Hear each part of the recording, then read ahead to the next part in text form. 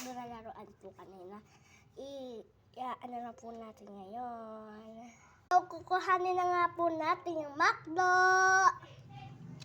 So, ito po siya. Ito lang po yung nagpapa-enjoy sa akin. Ganda po to, napapaikot po siya. Ayan. Naka-alikansya po din ito. Ayan po, oh. Ayan. So, guys, isusolin na natin to. Po na isolin na natin. So, marami nag-comment na naman po na paano paggawa ng donut. Madali lang po yun. Uy! Lang hanapin po natin. Ito po siya. Iayusin na natin.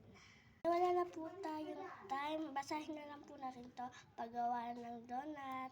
Mamaya na lang pong mga part 4. Bye-bye! Ubus na po kasi time.